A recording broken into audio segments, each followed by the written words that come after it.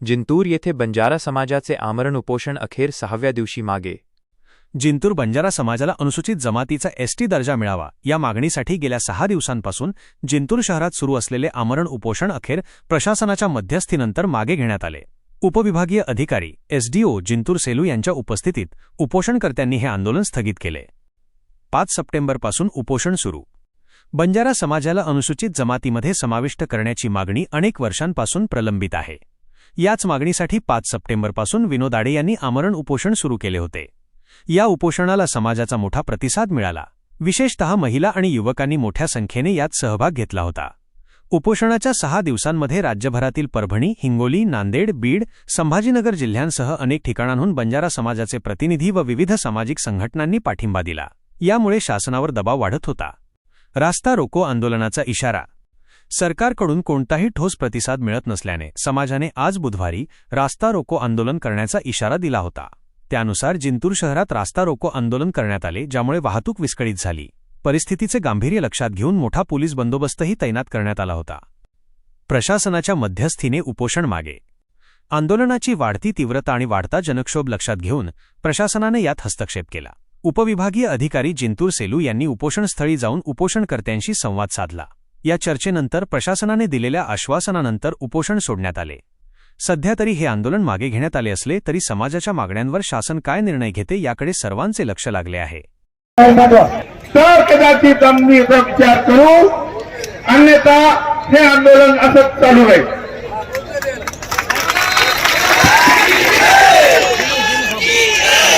नमस्कार, मी शैलेश लाहोटी, एसडीएम सेलू, माननीय जिल्हाधिकारी परभणी यांच्या वतीनं येथे उपस्थित आहे. सन्माननीय विनोदजी आडे यांचं मागील 6 दिवसापासून उपोषण चालू आहे, त्याची दखल प्रशासनाने घेतलेली आहे. आज मी त्यांना विनंती करतो की त्यांनी त्यांचं उपोषण मागे घ्यावं, प्रशासनाला सहकार्य करावं आणि त्यांच्या निवेदनाची प्रत आपण शासनाला पाठवलेली आहे आणि शासन स्तरावर देखील कार्यवाही चालू आहे. तरी माझी त्यांना आणि समाज बांधवांना विनंती आहे की आपण उपोषण मागे घ्यावं. कालच याबाबत मंत्री महोदय देखील त्यांची चर्चा वरिष्ठ पातळीवर झालेली आहे. जिल्हाधिकारी परभणी सरांनी देखील आपल्या तीव्र भावना या शासनाला कळवलेल्या आहेत. त्यामुळे माझी प्रशासनाकडनं आपल्यास नम्र विनंती आहे की आपण हे चालू असलेलं उपोषण मागे घ्यावं, प्रशासनाला सहकार्य करावं. जय हिंद. शिष्टमंडळ. बंजारा समाजाचा एक युवक, बघा, बंजारा समाजाचा एक युवक विनोद आडे नावाचा जिंतूर तालुक्यातल्या मालेगावचा रहिवासी आहे. समाजाला एसटी मधून आरक्षण मिळावं या मुख्य मागणीसाठी तो गेल्या 6 दिवसापासून आमरण उपोषणाला बसलेला आहे. वास्तविक सरकारनं आणखी कुठलीही याच्यामध्ये दखल घेतलेली नाही. जसं मराठा समाजाला हैदराबाद गॅजेटमधून आरक्षण दिले, त्या स्वरूपाचं आरक्षण आम्हाला हैदराबाद गॅजेटमधूनच मिळावं अशी बंजारा समाजाची मागणी आहे. कारण बंजारा समाजाला हैदराबाद स्टेटमध्ये एसटीमध्ये आरक्षण आहे आणि आपल्या इकडं ओबीसीमध्ये आहे, व्हीजेएनटीमध्ये आहे. त्यामुळे ह्यामध्ये मोठा फरक आहे. तर त्यांची मागणी, मुख्य मागणी अशी आहे की बाबा, आम्ही पूर्वी हैदराबादमध्ये होतो, निजामकालीन आपला मराठवाडा हा निजामकालीन राजवटीमध्ये आपण हैदराबादमध्ये होतो, म्हणून त्या भागातल्या नागरिकांना ज्या सवलती मिळतात त्या सवलती आम्हाला सुद्धा मिळाव्या अशा स्वरूपाची मुख्य मागणी घेऊन विनोद आडे या ठिकाणी समाजाचा आज एक नेतृत्व करतोय. निश्चितच त्याचं अभिनंदन करावं तेवढं कमी आहे आणि समाज बांधवसुद्धा सगळा एकवटलेला आहे. आणि गॅजेटप्रमाणे जर द्यायचं असेल तिथं, जर गॅजेटप्रमाणे जर तिथं तसा उल्लेख असेल तर समाजाला द्यायला कुठलीही अडचण असायचं सरकारला काही कारण नाही. फक्त सरकार काय भूमिका घेते हे महत्त्वाचं आहे. आता धनगर समाजाचा आरक्षणाचा आणखीन विषय हाताळीत नाही, कारण त्यांचं धनगर आणि धनगड अख्ख्या देशामध्ये धनगर समाज हा एसटीमध्ये आहे, पण महाराष्ट्रामध्ये तर व्हीजेएनटीमध्येच आहे मला वाटते.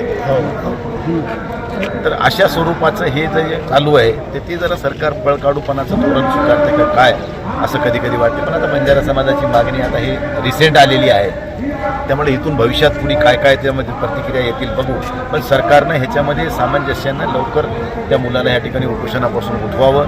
त्याला काही लेखी आश्वासन देता येते, काय देता येते, समाजातल्या काही प्रमुख लोकांना बोलवून त्याला बोलवून काहीतरी मार्ग लवकरात लवकर काढावं. कारण शेवटी एवढं गरमीचे दिवस आहेत आणि 6 दिवसापासून हा एक युवक आपल्या प्राणांतीशी झुंज करतो समाजासाठी, ही त्याची कौतुकास्पद जरी असली तरी सरकारसाठी ही लाजिरवाणी गोष्ट आहे. म्हणून सरकारनं लवकर ह्याचं उपोषण संपुष्टात आणावं आणि त्यांच्या मागण्याकडं लक्ष द्यावं.